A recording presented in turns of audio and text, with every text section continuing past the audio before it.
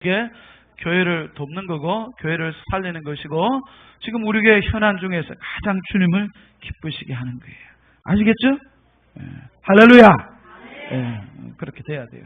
자, 오늘부터 한 5번 정도 잠언 말씀을 전하겠습니다. 잠언 말씀으로 설교를 할 것입니다. 잠언이라고 할 때 이 잠언이란 말 뜻이 뭔지 아십니까? 잠언.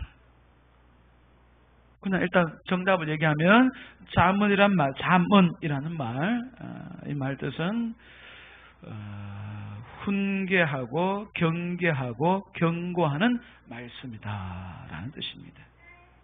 이렇게 살아야 한다 혹은 그렇게 살면 안 된다, 이렇게 우리에게 뭔가를 훈계하고 경계하고 경고하는, 교훈하는 말씀을 잠언이라고 합니다. 저도 몰랐던 사실이지만 잠언을 연구하면서 알게 된 내용입니다. 뭐냐면 옛날에는 옷이 헤어지거나 옷이 떨어지면 또 뭔가 자루를 꿰맬 때 대나무로 바늘을 만들었어요. 대나무로 만든 바늘, 대바늘이라고 하죠. 그런 대바늘로 옷을 꿰매고 자루를 꿰맸어요. 옷을 끼우고. 그래서 대나무로 만든 그 대바늘을 한자로 잠이라고 합니다. 대바늘 잠. 그래서 우리의 헤어지고 기어진 그 옷을 꿰매고 길 때, 떨어지고 그런 옷을 깁고 옷을 꿰맬 때 대바늘로 꿰매듯이 뭔가 우리 인생이 문제가 생기고 망가지고 엉뚱한 길로 가고 있을 때 우리의 인생을 깁고 꿰매는 그 역할을 하는 말씀이 뭐냐? 잠언 말씀이라는 거예요. 잠언 말씀이 그런 뜻이에요. 그렇기 때문에 우리가 성경 66권 하나님의 모든 말씀을 사랑하고 좋아해야 되겠지만 잠언 말씀 또 특별하게 좋아해야 됩니다. 왠고하니 우리 인생에 뭔가 직접적인 교훈의 말씀이 참 많이 있어요. 우리 인생에 직접적인 도움이 되는 지혜의 말씀, 훈계의 말씀, 경고의 말씀이 참 많이 있어요. 읽어보기만 해도 무릎을 탁 치고 손뼉을 탁 칠 만한 그런 말씀, 기가 막힌 말씀들이 막 쏟아져 나옵니다. 그래서 우리가 다른 성경도 좋아해야 되겠지만 잠언 말씀 특별히 좋아해야 됩니다. 요즘 사람들은 덜하지만 적어도 한 세대, 두 세대 전에 신앙의 선배들은, 우리의 선조들은 다른 모든 성경을 좋아했지만 특별히 시편과 잠언 말씀 바로 전에 시편이 있죠. 시편 다음에 잠언이 있고 이 시편과 잠언 말씀을 또 특별히 더 좋아했습니다. 1년에 적어도 한 번 정도는 성경을 읽었지만, 다른 성경은 전체적으로 1년에 한 번 성경을 읽었지만 우리의 선조들은 한 달에 한 번 시편과 잠언을 봤어요. 그만큼 시편, 잠언 말씀을 좋아했어요. 그래서 우리가 이런 전통을 살리기 위해서라도 또 잠언 속에 아주 좋은 말씀이 많이 있다는 것을 알고서 잠언 말씀을 자주 봤으면 좋겠어요. 그래서 저도 우리 성도님들에게 이렇게 권면해 봅니다. 성경 전체를 1년에 한 번 읽으려고 노력하시고, 또 이왕이면 더 열심을 낸다면 시편과 잠언 말씀은 아주 은혜가 많아요. 그래서 한 달에 한 번씩 읽으려고 노력해 보십시오. 그러면 제가 오늘 설교 제목이 뭡니까? 하나님을 경외하라는데 시편, 잠언 말씀을 한 달에 한 번씩 독파해 나가는 사람은 하나님을 경외하는 그런 자세가, 그런 마음가짐이 자연스럽게 생길 겁니다. 제가 그것은 확신해요. 자, 이제 오늘 말씀 본론으로 들어갔으면 좋겠습니다. 잠언 1장 7절 말씀 우리 다시 한번 보시기 바랍니다. 잠언 1장 7절 말씀 같이 읽습니다. 시작. 여호와를 경외하는 것이 지식의 근본이거늘 미련한 자는 지혜와 훈계를 멸시하느니라. 여호와를 경외하는 것이 지식의 근본이다, 이렇게 말씀합니다. 제가 이 말씀은 고등학교 시절에 주목하고 마음에 새겼던 말씀입니다. 제가 모태 신앙인입니다. 아주 어렸을 때부터 엄마 뱃속에서부터 교회를 다녔죠. 엄마 여에서. 그리고 태어났을부터 계속 열심히 신앙생활 했는데 고등학교 시절에 여호와를 경외하는 것이 지식의 근본이다. 이 말씀을 주목하고 이 말씀을 마음에 새겼어요. 제가 자발적으로 제가 뭐 알아서 노력한 것이 아니라 학교에서 그렇게 가르쳐졌어요. 제가 나온 학교가 거창고등학교예요. 미션스쿨입니다. 기독교 정신, 기독교 신앙에 근거해서 학교를 세우고 학생들에게 신앙 교육을 열심히 했던 그런 학교입니다. 교훈이 뭐였냐 하면 빛과 소금. 학교 광장에 가면 빛과 소금이 딱 적혀 있어요. 예배 드릴 때마다 어떤 전체 모임 할 때마다 거기 다 모이면 앞에 빛과 소금이 딱 적혀 있어요. 그게 마음에 각인될 수밖에 없어요. 빛과 소금.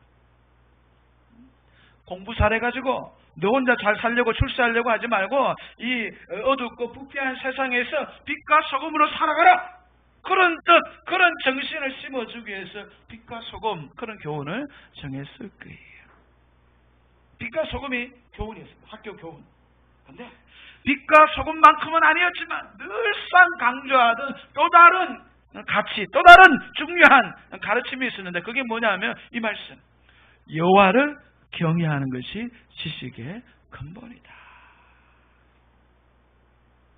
아무리 세상에 많은 지식을 네가 차곡차곡 축적하고 많이 배워도 소용없다. 네 마음속에 하나님을 인정하고 하나님을 사랑하고 하나님을 신뢰하고 하나님을 믿는 하나님을 경외하는 그런 마음이었으면 세상의 모든 그 많은 지식이 다 백해 무익하다. 하나님을 아는 것, 하나님을 사랑하는 것, 하나님을 신뢰하는 것, 하나님을 믿는 것, 하나님을 의지하는 것, 하나님을 경외하는 그 마음이 제일 중요하다. 그 마음부터 가지라. 이것을 강조했어요. 학교 교장 선생님이 아주 많이 강조하셨지만 또 제 마음속에 기억에 남는 것은 우리 성도님들도 아실 거예요. 뭐라 할까요? 주방 식음료 중에서 된장, 고추장, 두부 이런 것 좀 청정식품으로 아주 전통 있는 회사가 어디죠? 옛날에? 요즘도 그렇지만 몰라요? 풀무원 아니에요? 풀무원? 네. 풀무원이라는 그 회사의 뭐라 할까요? 그분이 직접 설립했다고 해야 되나? 하여간 풀무원을 일으킨 사람이 있어요. 누구냐면 원경선 씨예요. 원경선 씨. 그분의 아들이 원혜영 씨라고 얼마 국회의원 하고 있죠. 지금 국회의원 하고 있나? 정확하게 모르겠는데 하여간 국회의원 원혜영 씨의 아버지가 원경선 씨인데 그분이 풀무원을 창립하셨고 제가 나온 거창고등학교의 이사장이에요. 이사장.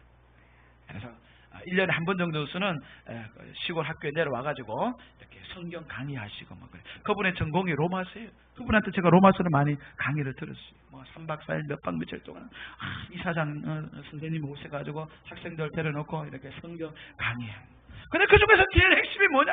이거예요. 여호와를 경외하는 것이 지식의 근본이다. 그래서 제 신앙의 밑바닥에는 제 마음의 밑바닥에는 빛과 소금 여호와를 경외해라 이 말씀이 딱 새겨져 있어요. 그래서 세상에 잡다하고 이상한 그런 그 사상과 교훈에 물들기 전에 하나님의 말씀으로 빛과 소금이 되라 여호와를 경외하는 사람이 되라 이 근본적인 말씀으로 교육을 받고 그것이 제 마음에 고등학교 시절부터 새겨졌다라는 것은 큰 은혜죠. 큰 축복이지. 그렇게 생각합니다. 오늘 그 말씀을 제가 전합니다. 자, 그렇다면 여호와를 경외한다는 게 뭘까 생각해 봅니다. 또 신약적 관점에서 얘기하면 하나님을 경외한다는 게 뭘까? 여호와를 경외하라. 이것이 지식의 근본이다 하는데 여호와를 경외하는 것, 하나님을 경외한다는 게 도대체 뭘까? 일단 쉽게 생각했으면 좋겠습니다. 말 자체에 우리말 번역 그 성경 자체에 답이 있죠. 여호와를 경외하라, 하나님을 경외하라. 이 경외라는 것은 공경하고 존경하고 사랑하면서 동시에 두려워하는 거예요. 경외라고 했을 때 이 경자가 공경할 경자입니다. 그리고 외자가 두려워할 외자입니다. 그래서 하나님을 경외하라, 여호와를 경외하라고 할 때는 하나님을 향해서 우리 마음속에 두 가지 태도, 두 가지 마음가짐이 필요하다는 거예요. 하나님을 공경하고 존경하고 사랑하는 이 마음이 있음과 동시에 또 다른 한편에서는 하나님을 두려워하는 마음조차도 우리 마음속에 있어야 된다. 달리 말해서 하나님을 경외하라고 했을 때 하나님을 공경하고 존경하고 사랑하는 이 마음만 있으면 하나님을 경외하는 게 아니에요. 또 하나님을 경외하라고 했을 때 하나님을 무서워하고 두려워하고 이런 마음만 하나님을 향해서 가지고 있다면 이것도 하나님을 경외하는 것이 아니에요. 하나님을 경외하는 것은 하나님을 공경하고 존경하고 사랑하는 이 마음이 있음과 동시에 또 다른 한편으로는 하나님을 무서워할 줄 아는, 두려워할 줄 아는 그 마음, 이 두 가지 마음의 자세, 마음의 태도를 다 가지고 있는 것이 하나님을 경외하는 것입니다. 우리가 어른들을 공경하고 존경하지요. 한국 사람들은 그런 마음이 많이 있습니다. 기본적으로 우리 주변에 또 우리 가족 중에 있는 어른들을, 자녀들이 또 자식들이, 나이 어린 사람들이 어른 세대들을, 어른들을 공경하고 존경합니다.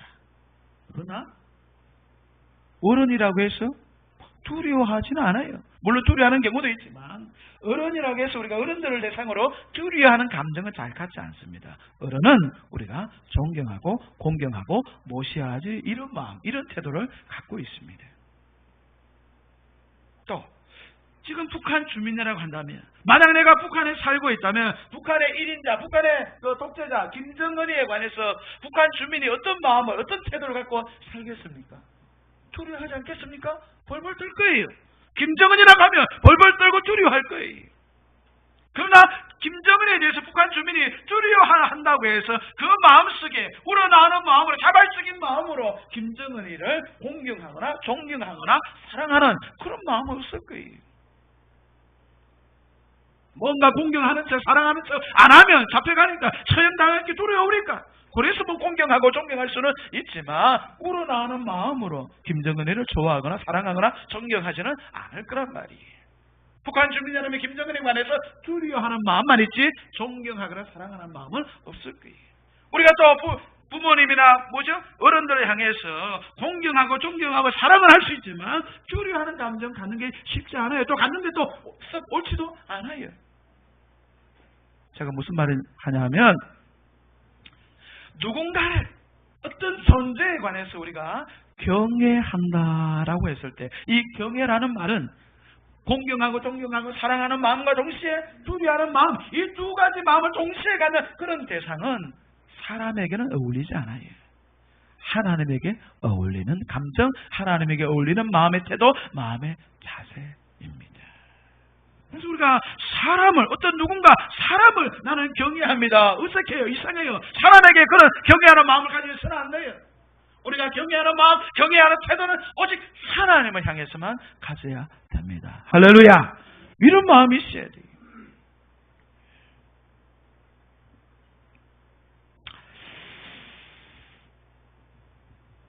그러면 우리가 하나님을 향해서 왜 공경하고 존경하고 사랑하면서 동시에 두려워하는 마음을 가져야 되냐 하실 때, 하나님께서 우리를 구원하셨기 때문에, 하나님께서 우리를 구원하실 뿐만 아니라 하나님께서 지금도 우리를 사랑하시기 때문에, 나를 구원하시고 나를 여전히 사랑하시고 나를 끔찍같이 사랑하는 그 하나님을 내가 사랑하겠습니다. 그 하나님을 나를 존경합니다. 그 하나님 앞에 대해서 고마운 마음을 갖습니다. 이런 마음이 있어야 돼요. 동시에 하나님은 어떤 분이 죄에 대해서 심판하시고 우리의 죽음 이후에 또 주님이 다시 오실 때 온 우주 만물을, 모든 사람을 주님께서 심판하십니다. 이 사실을 알기 때문에 주님은 죄에 대해서 벌하시고 심판하시는 분이시기 때문에 내가 아무렇게나 살아가서는 안 된다. 내 멋대로 살아서는 안 된다. 그렇기 때문에 우리가 주님을 향해서 두려워하는 마음과 존경하는 마음, 사랑하는 마음을 동시에 갖는 것입니다. 그래서 오늘 말씀은 이렇게 얘기합니다. 여호와를 경외하는 것이 지식의 출발점이다. 지식의 근본이다. 여호와를 경외하는 것이 지식의 근본이다라고 하는 것은 여호와를 경외하는 것이 지식의 출발점이요, 지식에서 가장 중요한 것이다, 이렇게 얘기합니다. 많은 기독교 학자들 중에, 신학자들 중에 이런 말을 합니다. 무슨 말이냐 하면, 모든 지식은 하나님의 지식입니다, 이런 얘기를 해요. 아주 중요한 말이에요. 모든 지식은 하나님의 지식입니다. 모든 지식은 하나님의 지식입니다. 왜 그런 거 하니? 하나님께서 온 우주 만물을 창조하셨어요. 우리 눈에 보이는 것뿐만 아니라 우리 눈에 보이지 않는 정신세계, 영의세계까지, 물질세계뿐만 아니라 정신세계, 영의세계, 모든 우주 만물을 하나님께서 창조하셨어요. 그래서 인간의 지식이라는 것은 근본적으로 하나님께서 만들어 놓으신 것에 대한 지식이에요. 그렇죠? 그래서 하나님께서 만들어 놓으신 것에 관한 것이 전부 다 우리 지식의 대상이에요. 그렇기 때문에 결국 알고 보면 우리가 지식으로, 우리 지식의 모든 대상들을 전부 다 하나님께서 만드셨기 때문에 결국 지식은 하나님에 관한 것이에요. 그리고 하나님의 것이, 하나님께서 만들어 놓으신 것을 우리가 연구하고 탐구하고 알아보는 것이기 때문에 우리가 갖는 모든 지식은 결국은 하나님께서 주신 지식이고 하나님께서 만들어 놓으신 것에 대한 지식입니다. 뿐만 아니라 우리에게 뭔가 알아가고 탐구하고 뭔가 새로운 것을 아는 것을 축적해가는, 또 뭔가를 새로운 것을 깨닫고 이해하고 인식하는 이 가능성, 이 기능, 이 역할, 이런 힘, 이것을 누가 줬습니까? 하나님께서 주셨어요. 내가 뭔가를 알고 뭔가를 인지하고 뭔가를 파악하고 뭔가를 지식을 축적해가는 이 힘, 이것이 어디서 왔습니까? 하나님께서 주셨어요. 지식을 쌓을 수 있는 그 힘을, 뭔가 깨달을 수 있는 그 힘을, 뭔가 공부해낼 수 있는 그 힘 자체도 하나님께서 주셨어요. 그래서 모든 지식이 하나님의 지식이고 모든 지식이 가능한 힘과 출발점도 하나님께서 제공해 주셨어요. 하나님께서 모든 것을 창조하셨어요. 그리고 하나님께서 지금도 모든 것을 다스리고 계세요. 그렇기 때문에 모든 지식의 출발점은 하나님을 아는 거예요. 하나님을 인정하는 거예요. 하나님을 믿는 거예요. 하나님을 사랑하는 거예요. 하나님을 경외하는 거예요. 하나님을 경외하지 않고는 지식이 출발할 수도 없습니다. 그래서 오늘 말씀에 여호와를 경외하는 것이 하나님 모든 지식의 근본이다, 이렇게 얘기하고 있습니다. 우리 믿음도 마찬가지예요. 믿음도 마찬가지예요. 하나님을 경외하는 그 마음이 우리 믿음의 근본입니다. 보통 우리는 종종 어떻게 생각합니까? 믿음에 대해서 어떻게 생각해요? 믿음이란 뭐냐 했을 때, 예를 들어서 어떤 내용을 인정하고 받아들이고 이렇게 수용하는 것, 그것을 믿음이라고 생각합니다. 물론 맞죠. 예를 들어서 예수님이 당신을 위해서 죽으셨습니다. 예수님께서 2000년 전에 이 땅에 오셔서 당신을 위해서 십자가에 못 박혀 죽으시고 부활하셨습니다. 이것을 믿습니까? 예, 나 믿습니다. 그것을 받아들입니다. 그것을 수용합니다. 그것을 인정합니다. 어떤 역사적 사실에 관해서, 예수님에 관한 어떤 내용 사실에 관해서 내가 인정하고 받아들이고 수용합니다. 그것을 믿음이라고 생각합니다. 물론 맞지요. 믿음의 중요한 요소입니다. 믿음의 중요한 요소 중에 하나는 어떤 기본적인 성경의 사실에 관해서, 내용에 관해서, 예수님에 관해서, 하나님에 관해서, 그리고 나에 관한 기본적인 사실을 인정하고 받아들이는 것이 믿음 맞아요. 그러나 믿음에 있어서 더 중요한 것은 어떤 사실을 인정하고 내용을 받아들이고 교리적인 내용, 역사적인 내용을 받아들이는 것, 이것이 중요하지만 이것보다 더 중요한 것은 뭐냐면 우리의 마음. 믿음에 있어서 더 중요한 것은 내 마음에 하나님을 경외하는 그 마음이 있어야 돼요. 하나님을 공경하고 존경하고 사랑하고 하나님을 두려워 하는 그 기본적인 근본적인 마음이 우리 속에 있어야 돼요. 다르게 얘기했을 때 자식이 부모를 인정만 하면 안 돼요. 저 사람 내 엄마야, 내 아빠야. 저 사람이 나를 출생시켰어. 내가 저 사람 뱃속에서 있다가 태어났어. 저 사람 내 부모야. 그 사실을 단순히 인정하는 게 자식의 도리가 아니에요. 저 사람이 내 부모라면 부모이기 때문에 공경하고 부모이기 때문에 사랑하고 부모이기 때문에 대화하고 부모이기 때문에 만나고 사랑하고 교제하고 이런 마음이 우리 마음속에 있어야 돼요. 그게 진짜 중요한 거예요. 그래서 믿음에 있어서 진짜 중요한 게 뭐냐? 하나님을 경외하는 마음이 그 믿음의 한복판에 믿음의 밑바닥에 있어야 되는 거예요. 근데도 많은 사람들이 교회에 출석합니다. 신앙생활을 합니다. 믿음이 있다고 합니다. 그런데 그 마음속에 하나님을 경외하는 마음, 하나님을 사랑하는 마음, 하나님을 간절히 사랑하는 마음, 하나님을 두려워하는 마음이 너무너무 부족해요. 그러면서도 나는 신앙생활 잘합니다. 신앙생활 오래됐습니다. 내 믿음 좋습니다. 착각하고 있어요. 믿음이 진짜 좋다는 것은 뭐냐? 기본적인 사실을, 기본적인 진리를 인정할 뿐만 아니라 그 마음속에 하나님을 경외하는 마음이 그 믿음 속에 분명히 있을 때 그 사람의 믿음을 좋다라고 얘기합니다. 이제 우리의 믿음을 돌아보시기 바랍니다. 내 믿음은 얼마나 좋은 믿음인가? 나는 얼마나 하나님을 경외하는 그 마음이 내 믿음의 한복판에 있는가? 내 지식의 한복판에 있는가? 세상에 많은 지식을 쌓았는데 그 마음속에 그 지식의 한복판에 주님을 경외하고 사랑하고 두려워하고 존경하는 마음이 너무 부족해. 그러면 그 지식은 다 가짜예요. 엉터리예요. 쓸모없는 지식이에요.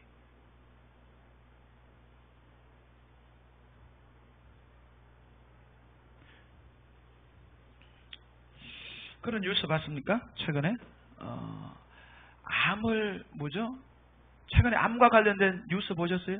암을 좀 이렇게 암을 일으키는 어떤 그 뉴스 보셨어요? 못 봤어요? 암을 유발하는 그 암세포가 어떻게 우리 몸에 또 뭐 이렇게 뭐 암세포를 만드는데 어떤 그 과정에 있어서 어떤 문제를 딱 발견한 사람이 있어요. 조금만 더 연구하든지 조금만 상용화 쪽으로 조금만 나가면 이게 노벨상감이에요. 그래서 아주 세계적인 발견이죠. 예. 모르셨어요? 저만 봤습니까? 뉴스에 나왔어요. 서울대학교에 있는 김성훈 교수, 약대 쪽인데, 하여간, 그분이 발견했어요. 이분이 한 20년 전부터 우리나라를 빛낼 10대 과학자에 뽑힌 사람이에요. 그 사람이 발견했어요. 근데 그렇게 발견했는데, 그렇게 획기적인 노벨상을 탈 만한 그런 획기적인 연구 성과를 이뤄내는데, 만약 그것이 조금만 진전되면 암이 쉽게 정복될 수도 있어요.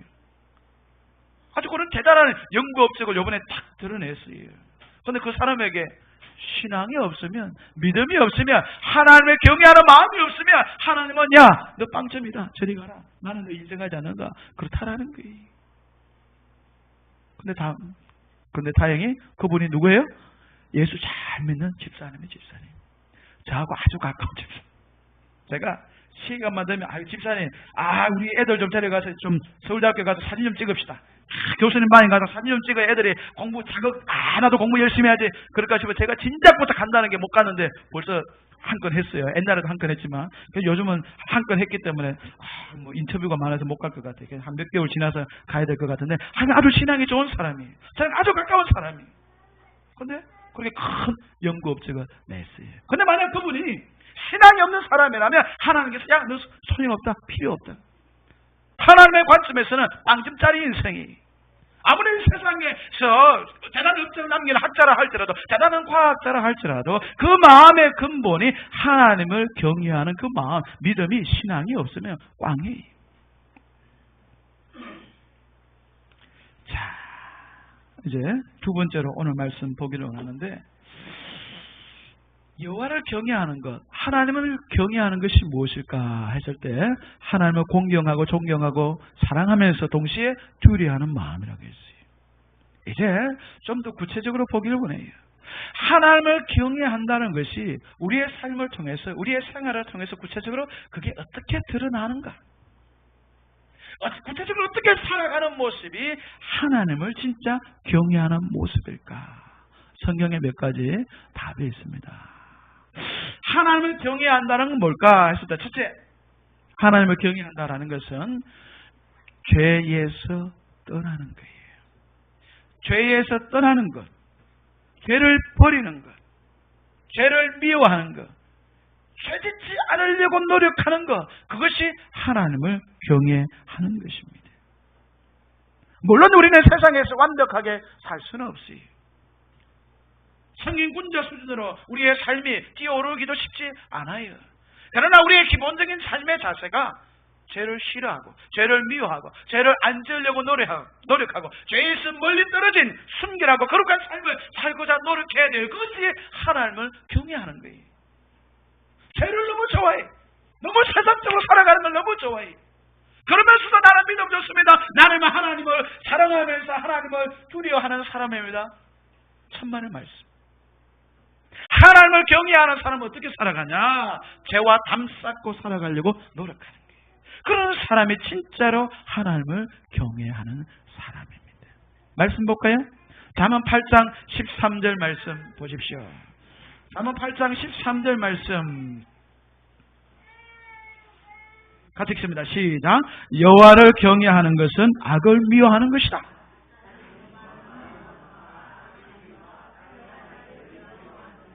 앞에 말씀만 보십시오. 여호와를 경외하는 것은 악을 미워하는 것이다. 하나님을 경외한다는 게 뭐냐? 성경 자체가 우리에게 설명해주고 있어요. 해석해주고 있어요. 하나님을 경외한다는 것은 악을 미워하는 거다. 죄를 미워하는 것이다. 죄에 안 지려고 노력하는 것이다. 그래서 우리 마음속에 이런 마음이 강렬하게 자꾸 일어나야 됩니다. 넘어질 수 있어요. 실수할 수 있어요. 죄 지을 수 있어요. 그러나 다시 한번 돌이켜서 하나님, 내가 실수했습니다. 내가 문제했습니다. 나를 용서해 주십시오. 다시 거룩하게 살도록 노력하겠습니다. 이 마음의 자세가 자꾸 나타나는 사람이 하나님을 경외하는 거예요. 잠언 6장 27절 28절 말씀 보시기 바랍니다. 잠언 6장 27절 28절 말씀 같이 읽습니다. 시작. 사람이 불을 품에 품고서야 어찌 그의 옷이 타지 아니하겠으며 사람이 숯불을 밟고서야 어찌 그의 발이 되지 아니하겠느냐. 한번 다시 읽어보세요. 시작. 사람이 불을 품에 품고서야 어찌 그의 옷이 타지 아니하겠으며 사람이 숯불을 밟고서야 어찌 그의 발이 되지 아니하겠느냐. 내 몸속에, 내 품속에 불을 품고 살아요. 불덩이를 품고 살아요. 그러면서 내 옷이 안 탔으면 좋겠다. 불이 안 탔으면 좋겠다. 그렇게 생각하는 사람은 이 머리가 정신이 이상한 거예요. 숯불 위에 올라가가지고, 맨발로 숯불 위에 올라가가지고, 시원했으면 좋겠다. 내 발이 하나도 데이지 않고 말짱했으면 좋겠다. 이렇게 생각하는 사람은 머리가 좀 돌아간 사람이에요. 근데 많은 사람들이 그런 자세로 살아가고 있어요. 불을 가슴에 품고 불을 품속에 품고 내 옷이 안 탔으면 좋겠다. 숯불이 올라가놓고도 내 발이 안 되어 있으면 좋겠다. 그런 자세로 살아가고 있어요. 죄를 자기 품속에 품고 죄를 많이 지으면서 살면서 하나님 나 좀 축복해 주세요. 하나님 나 좀 사랑해 주세요. 하나님 내 길을 좀 인도해 주세요. 하나님은 그런 분이 아니에요. 세상의 우상에 잡신 열등한 신들은 우리가 아무렇게나 살면서도 나 좀 복을 주세요. 귀신이나 우상은 그렇게 할 수 있어요. 그러나 우리가 믿는 하나님은 절대 그런 분이 아니에요. 거룩하신 분이에요. 며칠 전에 제가 집에서 감자를 삶았어요. 애들을 감자를 삶아서 이렇게 먹여주고 싶더라고요. 솥에다가 물을 조금 얹어놓고 감자가 잠길 정도로 물을 딱 해놓고 감자를 탁 깎아서 넣었어요. 그리고 거기다 설탕을 적당하게 넣고 소금도 적당하게 뿌리고 불을 약불로 탁 해놓고 제가 목욕실로 와서 탁 책을 읽고 있어요. 한 20분 있다 가야지 했는데 아이고 깜빡해가지고 50분 있다가 생각이 나가지고 감자! 큰일 났다! 하니까 냄새가 타는 냄새 가니까 소태 밑이 탔어요. 그래서 불 확 끄고 이제 행주 가지고 탁 들고 이쪽으로 착 오는데 행주를 제대로 안 감싼 거예요. 제대로 탁 해가지고 이렇게 해서 탁 감싸야 돼. 행주를 워낙 급하니까 행주 대충 하고 딱 했는데 행주가 감싼 데도 있고 안 감싼 데도 있어요. 안 감싼 데는 직접 그걸 다 한 거예요. 솥을 딱 옮기는데 한 0.1초 사이에 뜨거운 거예요. 야 이건 놓을까 말까 순간적으로 놓으면 손이 이렇게 되고 그냥 끝까지 참으면 감자는 안전하지만 손은 뜨거울 것 같고 에이 얼마 되지 않는데 뭐 한 0.3초 되는데 뭐 그냥 끝까지 옮겼어요. 순간에 딱 놔야 되는데 끝까지 딱 옮겼어요. 여기 그 엄지손가락이 쥐었어요. 한 반나절 정도 좀 따가워져. 지금 멀쩡해요. 멀쩡합니다. 심하게 된 건 아닌데 제가 경험했어요. 나 이걸 딱 순간적으로 놔야 제 몸이 데이지 않는 거예요. 그죠? 근데 감자 안 썩기 위해서 여기까지 몸이 데있단 말이에요. 제가 그래요. 제가 마음에 품고, 제가 내 품속에 죄를 품고, 죄를 딱 붙잡고, 죄를 지으면서도 내가 좋게 신앙생활 할 수 있겠지. 하나님께서 복을 주시겠지. 은혜를 주시겠지. 많은 사람들이 이렇게 착각하며 살고 있어요. 아니, 죄를 버리고, 죄를 미워하고, 죄에서 벗어나는 것, 그것이 하나님을 경외하는 첫 출발점이에요. 할렐루야. 예. 두 번째, 하나님을 경외하는 게 뭐냐라고 했을 때, 하나님의 말씀에 전적으로 순종하는 것이 하나님을 경외하는 거예요. 하나님의 말씀이 성경에 곳곳에 있습니다. 곳곳에 수많은 말씀이 있지만 우리가 신앙생활 하다 보면 모든 말씀을 지켜야 되지만 또 하나님께서 우리 마음에 자꾸 탁탁 치는 말씀이 있어요. 너 이 말씀 지켜야지. 이 말씀대로 살아야지. 우선적으로 떠오르는 말씀, 우선적으로 우리의 마음에 감동, 은혜를 주는 그런 말씀이 있어요. 부딪히는 말씀이 있어요. 그런 말씀 앞에 우리가 어떤 자세로 살아가야 돼요? 그 말씀에 순종하겠습니다. 이렇게 살아가야 돼요. 내 자식들 중에서 나 부모님, 나 엄마 아빠 사랑합니다, 존경합니다, 공경합니다 뭐 이렇게 말만 해놓고 엄마 아빠 부모님 말씀 안 듣는 자식이 있으면 그 자식이 효자예요, 효자가 아니에요? 불효자예요. 겉만 효자고 속은 효자가 아니에요. 진짜 제대로 된 효자는 부모님을 사랑합니다 말할 뿐만 아니라 부모님의 권위 앞에 순종하고 부모님의 지시와 말씀 앞에 순종하는 사람이 진짜 효자죠. 진짜 존경하고 공경하는 사람이지. 하나님과 우리의 관계도 마찬가지야. 나 하나님을 사랑합니다. 하나님을 경외하는 사람입니다. 나 믿음 좋은 사람입니다. 말은 하는데 하나님 말씀 앞에 순종하지 않는다. 그 믿음 가짜예요. 말씀 한 구절 보시기 바랍니다. 창세기 22장 12절 말씀입니다.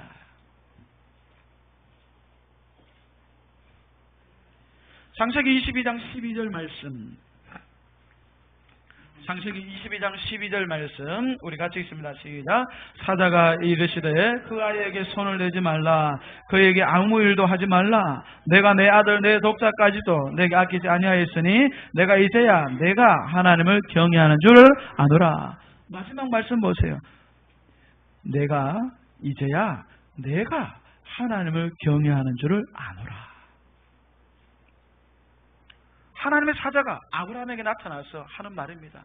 야 아브라함아, 네가 하나님을 경외하는 줄을 내가 이제야 비로소 확인했다. 이제야 비로소 알았다. 사실은 이제야 비로소 알았다는 거 아니에요. 사실 이 사건 전체를 이 정황을 알고 보면 이제야 비로소, 과거에는 몰랐지만 이제야 알았다는 그런 뜻이 아니라 이제야 비로소 네 마음속에 하나님을 경외하는 그 마음이 있다는 것을 네가 확인시켜줬다. 네가 나에게 입증해줬다. 그런 뜻이. 아브라함의 마음에는 하나님을 경외하는 마음이 있었어요. 그런데 하나님을 경외하는 이 마음이 아브라함이 결정적으로 어떤 사건을 통해서 입증했습니까? 하나님께서 네 아들 독자 이삭을 나에게 번제로 바쳐 라고 했을 때 아브라함이 고민하다가 믿음으로 결단해서 결국은 자기 아들을 번제로 불을 태워서 하나님께 드리려고 하는 그 마지막 순간까지 순종했을 때 그 순종하는 모습 보고 하나님께서 너 진짜 나를 경외하는구나 인정해 주신 거예요. 믿음의 조상 아브라함이 어떻게 해서 믿음의 조상이 되었습니까? 하나님을 경외하는 그 마음을 하나님의 지시와 명령에 끝까지 철저하게 순종함으로써 자기의 사랑하는 아들까지 죽음에 내어줄 정도까지 순종함을 통해서 하나님을 경외한다는 것을 입증하고 보여주고 확인시켜 줬어요. 그렇습니다. 우리에게 진짜 믿음이 있느냐? 하나님을 진짜로 경외하는 사람이냐? 이것은 무엇을 통해서 확인됩니까? 하나님의 말씀에 순종하는 사람이냐? 순종하지 않는 사람이냐? 이것을 통해서 확인되고 결정되는 것입니다. 그래서 우리가 믿음을 성장시키기 위해서는 하나님을 경외하는 이 삶의 수준이 높아지기 위해서는 자꾸 하나님의 말씀에 순종하고 자꾸 연습하고 반복해 그렇게 나아가야 됩니다. 그런 과정 속에서 믿음이 성장하는 거예요. 이제 마지막으로 보기를 바랍니다. 하나님을 경외한다는 게 뭘까? 마지막 한 구절 보고 마칩니다. 사도행전 10장 2절 말씀 보시기 바랍니다. 사도행전 10장 2절 말씀 같이 읽습니다. 시작. 그가 경건하여 온 지방과 더불어 하나님을 경외하며 백성을 많이 구제하고 하나님께 항상 기도하더니. 하나님을 경외한다는 것이 무엇인지 아브라함이 잘 보여줬어요. 그리고 두 번째 또 누가 보여주고 있습니까? 고넬료라는 사람. 여기 나오는 사람이 고넬료예요. 그가 경건하여 할 때 이 그는 가이사랴에 살았던 고넬료라는 사람이에요. 고넬료라는 사람에 대해 설명해주고 있는데 고넬료가 어떻습니까? 그는 경건하여 온 지방과 더불어 하나님을 경외했는데 백성을 많이 구제하고 하나님께 항상 기도했어요. 고넬료는요 경건했던 사람이에요. 하나님을 경외했던 사람이에요. 하나님을 경외했던 사람인데 이 하나님을 경외했던 이 고넬료의 삶 속에서 나타나는 핵심적인 특징이 뭐예요? 두 가지. 가난한 사람들을 구제하고 도왔어요. 그리고 하나님 앞에 나와서 항상 기도하며 살았어요. 그래서 세 번째로 얘기했을 때 하나님을 경외한다는 게 뭘까 했을 때 그것은 내 주변에 내 이웃에 가난하고 힘들게 살아가는 사람들을 불쌍히 여기고 위로하고 격려하고 실제적으로 내 형편껏 도와주는 것, 그것이 하나님을 경외하는 구체적인 모습이에요.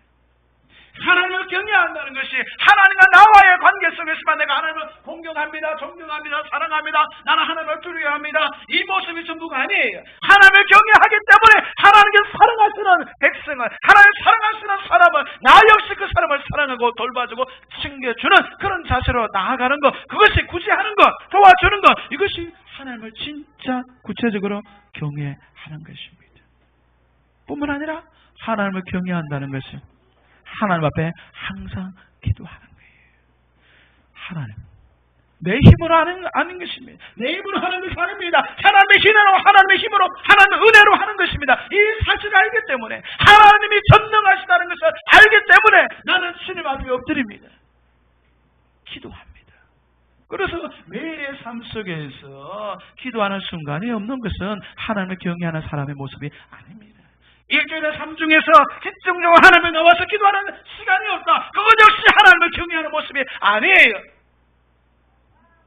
나는 믿음이 좋은 사람입니다. 믿음이 자라나고 있는 사람입니다. 나는 하나님을 진짜로 경외하는 사람이다. 이렇게 자부하고 싶으면 매일의 삶 속에서 불쌍한 사람들을 도와주고 가난한 사람을 구제하는 데 앞장설 뿐만 아니라 하나님 앞에 나와서 엎드리고 기도하고 간구하며 살아가시기를 주의 이름으로 축원합니다. 기도하겠습니다.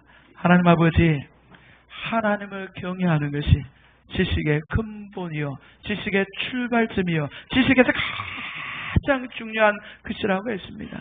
하나님, 우리 마음속에 다른 무엇보다도 주님을 경외하는 마음이 깊어지게 하시고 더 많아지게 하시고 더 새로워지게 하시고 더 풍성해지시도록 축복해 주옵소서.